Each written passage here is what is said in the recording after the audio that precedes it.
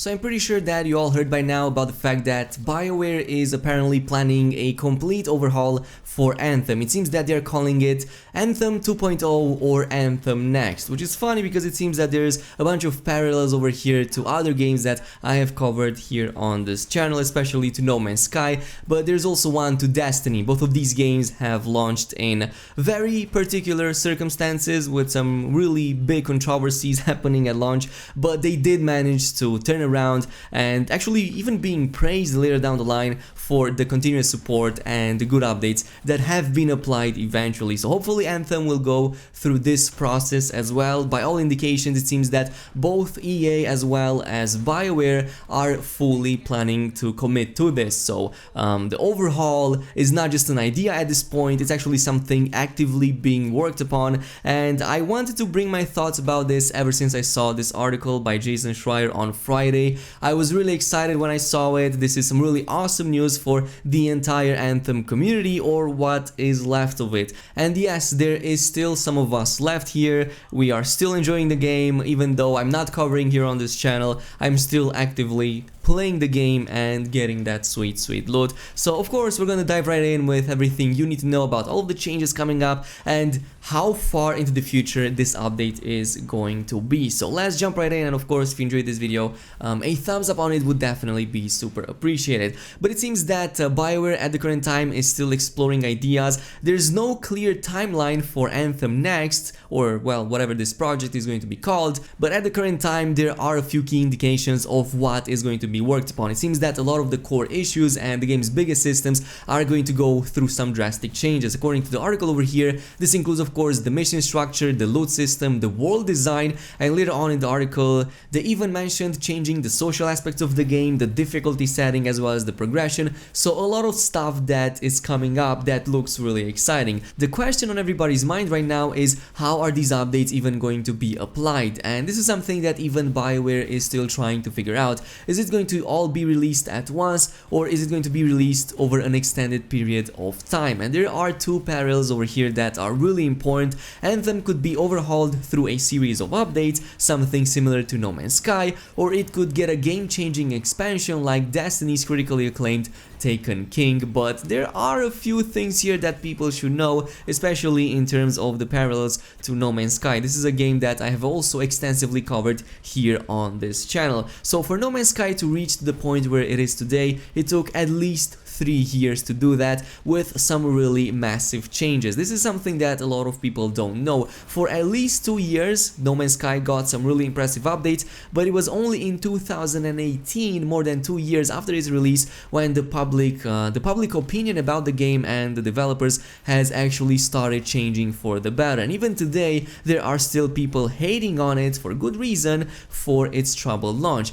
The same could be said about Destiny 1 and its Taken King update. That was added to the game about a year after its release. Of course, there were other updates in the meantime, but that was the most important piece of content that only happened after about a year after the game's launch. For comparison's sake, Anthem is about 9 months after its launch. In this time we had a lot of updates, but most of them were all about performance and stability, simply because the game ran absolutely abysmal on most of the systems. It didn't matter if it was on the consoles or on the PC, even though the console version of the game was definitely in a much worse state. But the only piece of significant update that we had in this time was of course the Cataclysm update this summer, and maybe the Sunken Cell Stronghold about a couple of months before that, but definitely the Cataclysm update was the biggest of them all, and it was a pretty good one. It brought some really good changes, especially to the loot system, to acquiring loot. It also brought in some new story missions, some new mission designs, and of course the new map, the Cataclysm map. This was all very well received, at the very least from the members of the community that was still left, but it was obviously not enough to keep people interested. It was something that you could complete in about a week of work, maybe 2 weeks, and it was all a repeatable type of grind that most people got bored of, to the point that if you're playing today, chances are that you're not going to find a full party of people, especially at the highest level. So of course, all of this is going to require a lot more time. Just to compare this to No Man's Sky, by this time in its update cycle, which is 9 months as I was saying, No Man's Sky already had 2 major updates, the Foundation and the Pathfinder, and was already getting ready for the Atlas Rises, which was another major overhaul, and it was then when the game actually started growing in the public eye. The same could be said about Destiny 1. By this time people were getting ready for the Taken King,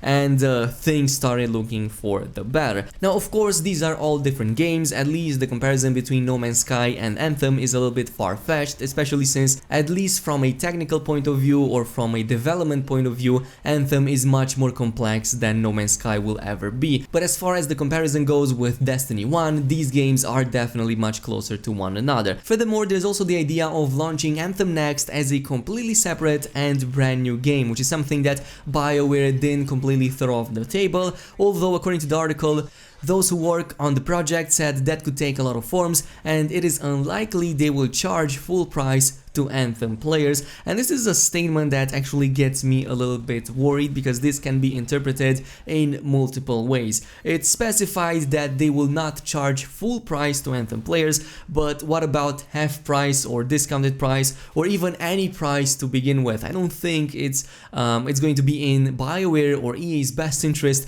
to even charge anything to existing Anthem players with Anthem Next, no matter what form that will take and no matter how much development is going to be behind it. This is something that they should have done from the very beginning. These are features that should have existed in the game from the very beginning, because we all paid full price. So I hope for EA's and Bioware's sake they are not planning to charge anything to currently existing players. Anyway, as far as its main features go, Anthem is going to go through some drastic overhauls in terms of mission structure, loot system and world design, and later down the line there's going to be some additional ones as well that I'm going to talk about. But at least in terms of the mission structure and the loot, I believe that these require the biggest amount of focus from Bioware and EA. Of course, the mission structure even to this day is pretty much left unchanged. With very few exceptions, most of the missions involve only a couple of things, as in go here, defeat these enemies and collect the echoes or fragments, and that is pretty much it. This can become repetitive quite fast, and this is the main reason why so many people have completely abandoned this part of the game in favor of doing something else, such as for example doing the Cataclysm, which is way more rewarding, and that's pretty much it. Outside of the main story, there's no reason to complete the additional missions unless you really love torturing yourself. There were indeed some attempts with certain missions in the Cataclysm update and later on with the Season of the Skulls. These are definitely better, but more of them are required to even start making a dent in the overall mission design. As far as the loot goes, this has gone through the most massive changes. I would say that the loot system in its current form is miles away better compared to how it was on launch day and even some time after that, and this was thanks to the Cataclysm update and the fact that the Season of the Skulls came in and gave us finally the ability to actually get guaranteed legendaries. This is something that Bioware was very stingy with from the very beginning for some reason, up until they finally realized that that was their biggest mistake, outside of course slacking on developing the game. The world design is also going to go through some drastic changes. Later on in the article there is some detail about this, and according to Bioware, and I quote, "Right now the entire world of Anthem is set on a single continuous map. Separating the map into segments would allow developers to tweak and play around with those segments without worrying that they might create bugs and glitches all across the world." And I think that we can all agree to the fact that even though Anthem's world is pretty large, beautiful to look at and leaves a lot of room for verticality, there's barely anything remarkable about it. Just go ahead and try to name 5 points of interest that you can remember from Anthem's free play mode. I dare you to go ahead and comment it down below, and chances are that you're not going to remember more than 3, because that is basically it. It's not just about the map looking a little bit too bland and repetitive, it's also about the fact that the game doesn't fully utilize any of its already existing points of interest. So hopefully the fact that Bioware is planning to break down the map into segments, it will give them more time to actually concentrate on these segments environments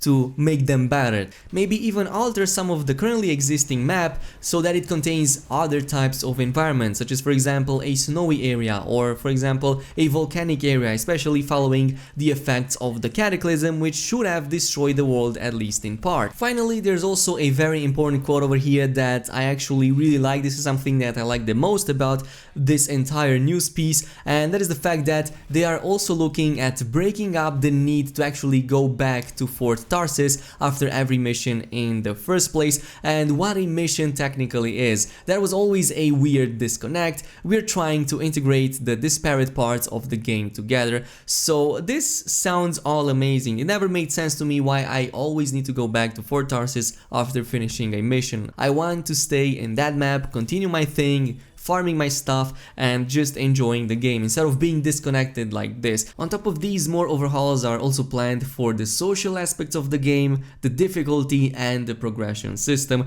and at least the social aspect of the game, which is almost non-existent currently, needs to be addressed the most. I mean, there's no way of socializing with your teammates outside of when you're doing missions or in the free play mode, but even then the game gives you limited options to do so. You could technically use the voice control, of course only if you have a headset or a microphone, which most people don't. There's no in-game chat, so this made planning, especially for the difficult content, extremely annoying. Especially in the Cataclysm map, people had to rely on basically all following guides, all knowing the event map to be even able to complete it. They couldn't socialize in game to teach their teammates to do this unless they also had voice control, so that is something that needs to be looked into ASAP. Not even during Anthem Next, but way before that. Like, we need that right now. As far as the progression system goes, we also need something like crafting. Crafting in this game is almost non-important. There's no reason for you to craft anything since it only goes up to masterwork. You can already get showered with masterwork anyway,